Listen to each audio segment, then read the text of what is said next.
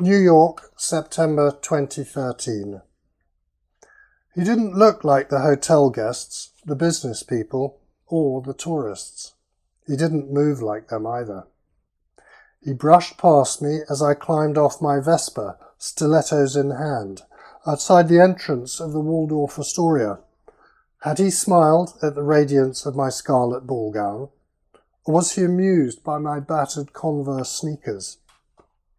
As a valet approached to take my scooter and helmet, I spotted my boss Malcolm waving hello from the lobby. He was approaching the glass doors that separated us when I noticed a small wooden box on the ground. 2 steps later, I had picked it up. Who could have dropped it? No one was close by, so I turned.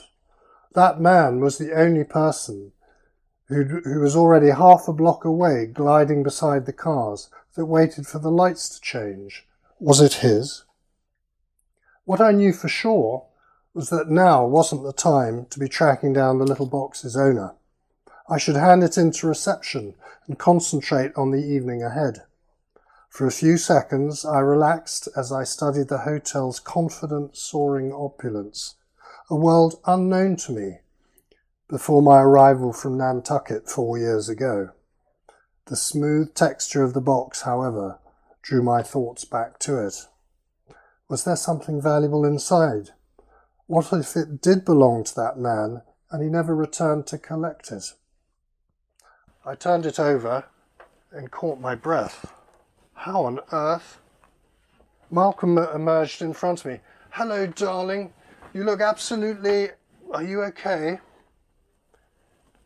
I thrust my sparkly evening shoes into his hands and hitched up my shawl.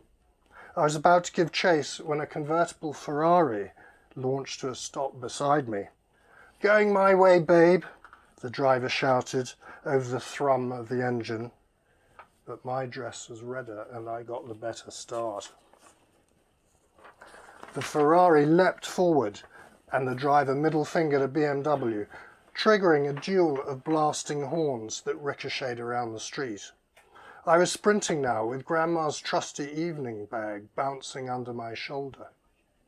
I weaved between the oncoming gowns and dark tuxedos that ambled towards the hotel's Art Deco entrance, a stride, 2 strides, 3 strides ahead of the Ferrari, with my shawl streaming behind.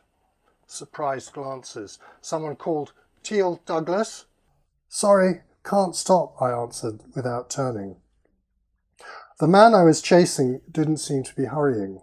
Preoccupied was the word that sprung to mind, but he certainly covered the ground quickly, without apparent effort. He slipped around the corner onto East 50th Street. The traffic was building, and I could see the evening throng thickening, bolstered by more guests heading my way. Out of sight now, there was a real danger I'd lose him. Then I realized what a fool I'd look if I caught him and the box wasn't his. So I glanced at it again and at the scratched writing on its base. Yes, I hadn't imagined it. Turning the corner, I sidestepped an old lady and without slowing, scanned the street. Ahead, a taxi door slammed. Was that him? In tan chinos, navy dock shoes? Or had he crossed the road and disappeared? Instinct told me he was in the cab, and I went with instinct. But I mistimed a dodge, and the shriek of rending fabric brought me to a sudden stop. A blushing jogger stepped off the hem of my dress. "Hey, lady, where's the fire?" I didn't dare look. I knew the tear was bad. Then, seeing the taxi ahead, I called out, "Wait, you dropped this," with the box held high.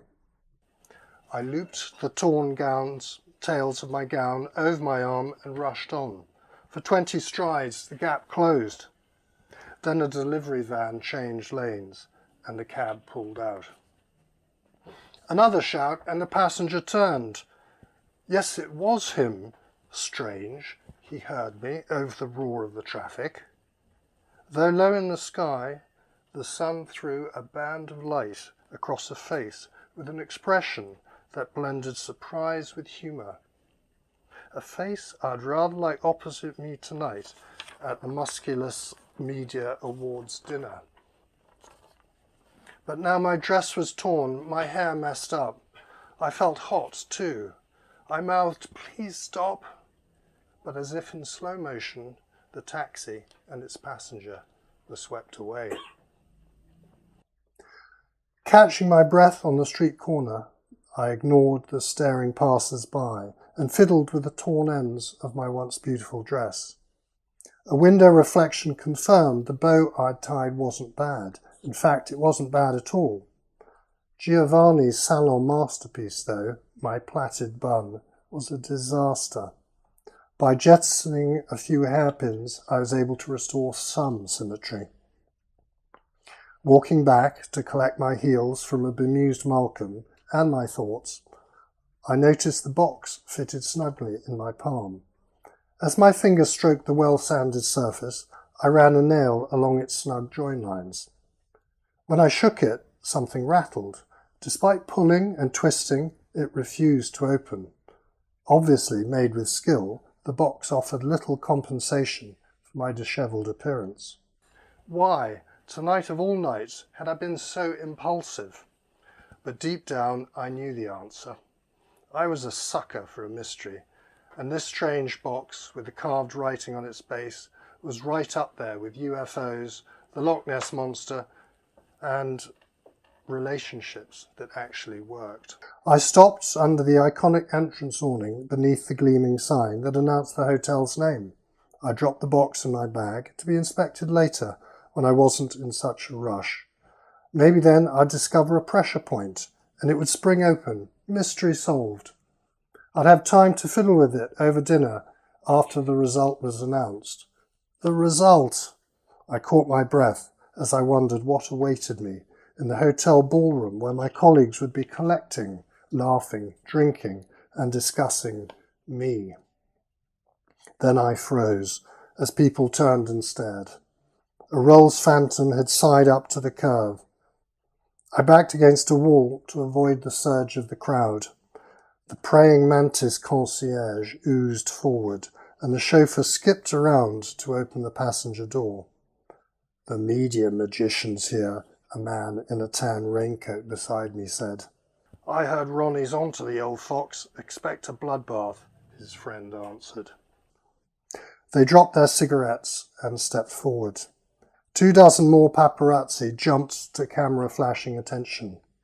They focus on the older man in the immaculate white tux who slid from the car.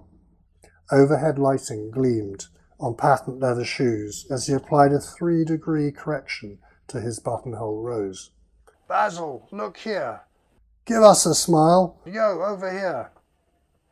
He continued to adjust his cuffs and smile until the camera motor drives fell silent. He delivered a courteous, "Good evening, gentlemen."